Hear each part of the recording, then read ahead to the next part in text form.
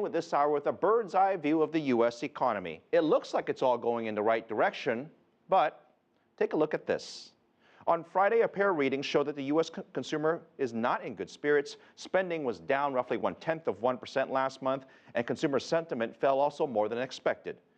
As we know, the consumer is a big driving force of the U.S. economy, accounting for 2/3 of the overall growth. But reports come after a day that we learned that the U.S. economy failed to grow last quarter. In fact, it actually shrank 1%. Initial estimates said that the economy squeezed out a very small gain. And all this means that next week's jobs report will be even bigger and likely grab more attention than usual. Economists polled by Bloomberg say the U.S. probably added close to 200,000 new jobs last month, but the unemployment rate likely nudged up to 6.4%.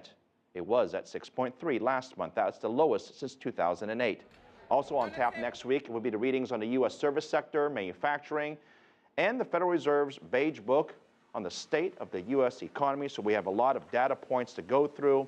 For more on how we analyze all of this, Peter Morici, professor of international business at the University of Maryland. Welcome back. It's good to see you, sir. Nice to be with you. Professor, I should say, with Thank respect. you. We have a lot of data points, and the bulls would argue that the economy is fine, and these are small little data points, and we'll blame the weather.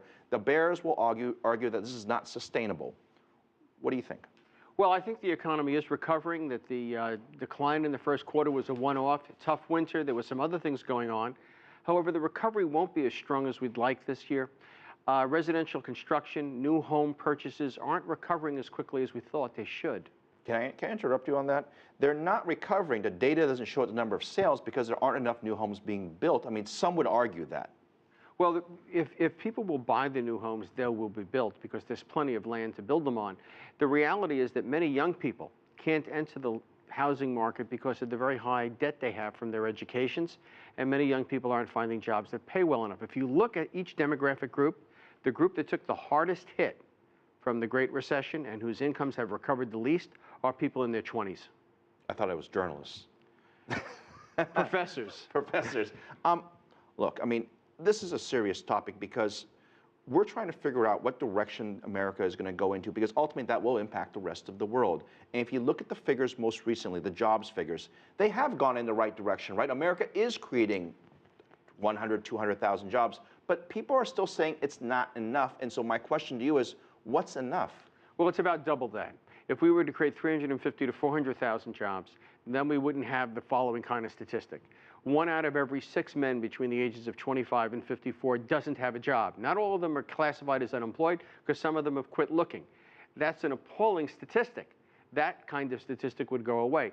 America grew during the Reagan-Carter years, Republicans, Democrats, at about 3.5% a year. Over the last 15 years, Bush, Obama, 1.6%. Not a good story. Look at Europe. Look at Asia. Europe's recovering. The disaster was averted. China, people were worried about a big, giant slowdown that hasn't happened as of yet. And the world seems to be, is this the normal world we should get used to? Is this the new normal? I think for now, yes. There's a lot of imbalance in the world. China's growing faster than everyone else. But that, in turn, comes out of everyone else's growth. If China would actually slow down a little bit, other countries would grow more rapidly. Well, they could catch up, too. Well, that's true. China's in catch-up mode. But to some degree, the manufacturing jobs that have emerged in China have come at the expense of the United States and other Western countries. But in the West, there are manifest structural problems of their own manufacture that they need to address if they're going to grow properly, including the United States. When you look around the world, and we mentioned some of these countries, is there an area in the world that you're most worried about? I'm worried about every area. I'm worried about China overheating because of all the debt in China and all the loans. And you talked in the last segment about them lowering the reserve requirement, which means they're going to be lending more money to businesses when they're really overlent. I worry that Europe really isn't addressing its structural woes. 25% unemployment, Portugal, Spain, Greece, that's way too high. And it's not going to come down very quickly at all. I mean, it sounds like the entire world, and the U.S. included, has a debt problem. It's not just China, it's not just Europe, it's also the U.S. I mean, what's the solution? Because there's not the political will to make the cuts necessary to bring down the debt, it doesn't seem like. We have all been borrowing because we all have not been growing in a healthy way. In China, there's been too much of a bubble. In the West, there hasn't been enough growth. We need to get people back to work, and we need to do that by developing new industries and solving our problems. You take climate change. Climate change, if addressed on a U.S. level, we won't make any progress. We're too small. If addressed on a global level, it would create all kinds of opportunities for new industries, services, jobs. It would require universities to shift what they train, but it can be done. Now, you're a professor, so I'm going to ask you this because it's graduation time. We're running a whole series on graduating classes. If you were 22 years old right now, and you're graduating, what should your major be?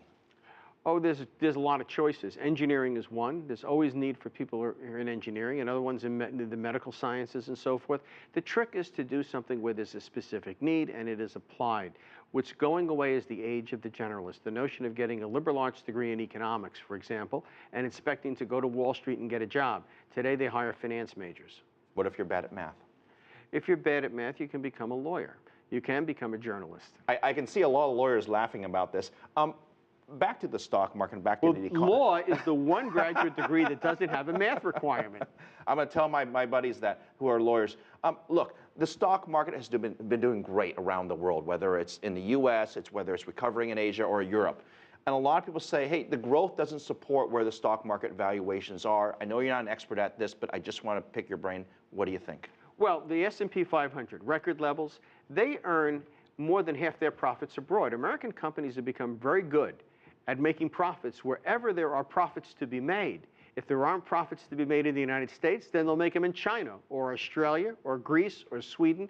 We're very good at finding. We're the modern Dutchman. Ever meet a poor Dutchman? No. It's a small economy, but they invest all over the world. America is becoming the modern Holland. Peter Morici, it's great to have you, and how appropriate. It's a Friday night here. Thank you very much. It's good to see you, sir.